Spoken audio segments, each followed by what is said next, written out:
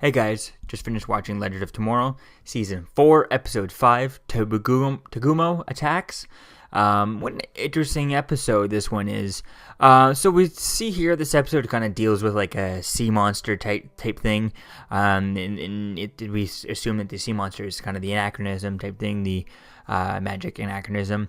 But so we see there's a sea monster at the beginning of the episode. It's like in ancient Japan or back in Japan in the 50s and stuff.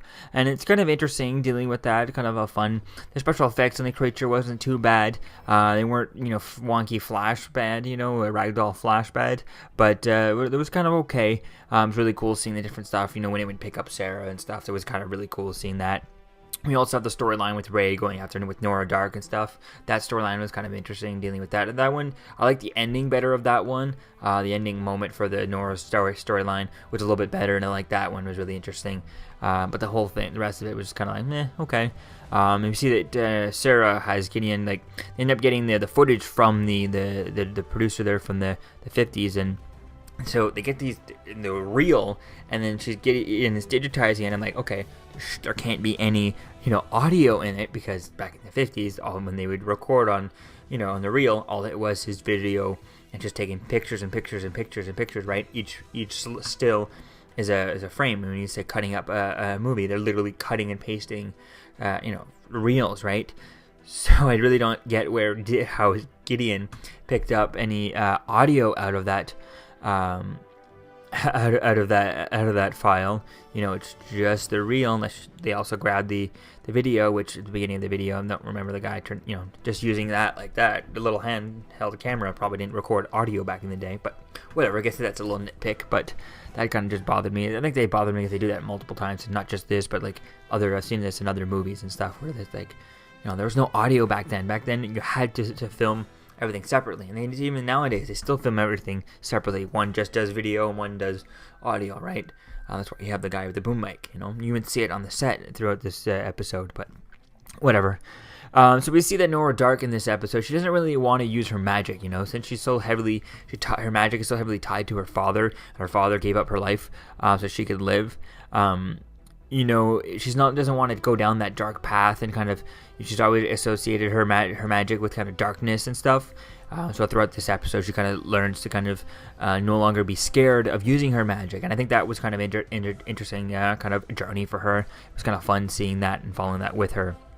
So we find out that there's a magic book that's kind of created the monsters, that this sea monster that we're dealing with, and later on we get Rory, who ends up writing an ending to it, and he kind of saves the day and stuff. And it was an interesting ending with him. I like the way things are going with him. It's kind of a different kind of storyline with him, actually giving him somewhat of a storyline, because so far he's just kind of been just there and just tagging along, and he's like hasn't really done much Rory in a while, ever since. I can't think of time he's done anything since he was Kronos or something, and that was a few seasons ago. So it's definitely going to be interesting to see. Also, there's also the time, actually I guess it was after, when he was when he had this Spear of Destiny type thing a couple of seasons ago.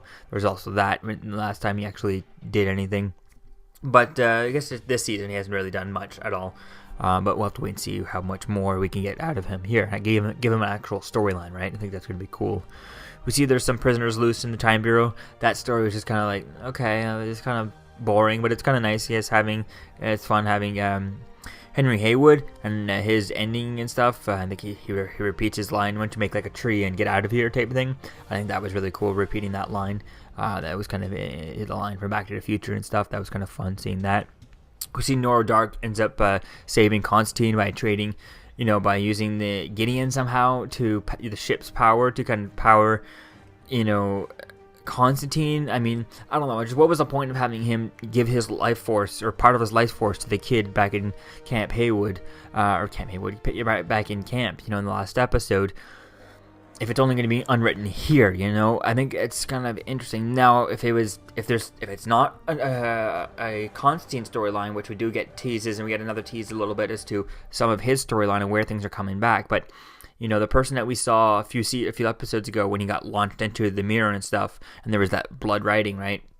That didn't look like the same person we got flashed to in this episode when Nora touches him, and Nora starts seeing the figure type thing, and she asks him about it, and he's like, "You better not," right? I think that's going to be interesting to see. It's kind of what's going to be the storyline, and hopefully whatever is haunting kind of John or something, John Constantine. I think that's really going to be something. It would be cool for that to be the actual thing that's behind all these magical threats, the magic and things. You know, that's the big guy that they gotta fight at the end of the season, right? So I think that's really going to be cool to see. Is to dive into a bit more to his stuff, and I think it would be cool to maybe use him to bring in, you know, Zatanna, bring in. I think it'd also be cool to bring in Dr. Fate, and Zatanna's father. I can't think of his name there, but Zataro, if I'm not mistaken. I think those two would be really cool to bring those in, building up to Dr. Fate. Since if not mistaken, Dr. Fate is in this universe from the Constantine show. The helmet does exist, right? So I think that's really going to be cool to see that. If I'm not mistaken, it was actually the same prop from Smallville. I think that was just a reason, you know, they didn't make it just for this. They had the prop from Smallville. I think Chloe put it on it back in Smallville. He was in it a few times, Dr. Fate. So, you know, hopefully Warner Brothers could have, you know, that full costume from Smallville still locked up in a, you know, in their vault type somewhere, and in a wardrobe somewhere, and that could be really cool for someone to put it back on, right? And it could be quite interesting to see Dr. Fate in here. Maybe bring in Zatanna and have her become Dr. Fate, or, you know, classically put John Constantine in Dr. Fate. That would be really cool too. Nora Dark in Dr. Fate. I think it'd be really interesting to see that, and would be quite cool. Maybe Dr. Fate could be one of those magical items that gets kind of placed throughout, kind of displaced throughout time type thing, and they got to find him. Maybe I think that would be really cool, and that's actually what I would do for the mid-season final before Christmas. Before we have our Christmas break, I'd have them find. The end of the episode, they'd find the Dr. Fate helmet, and then they would just kind of set that up for the rest half of the season. I'd just be like, yeah, I would be so pumped if they do something like that. That would be awesome.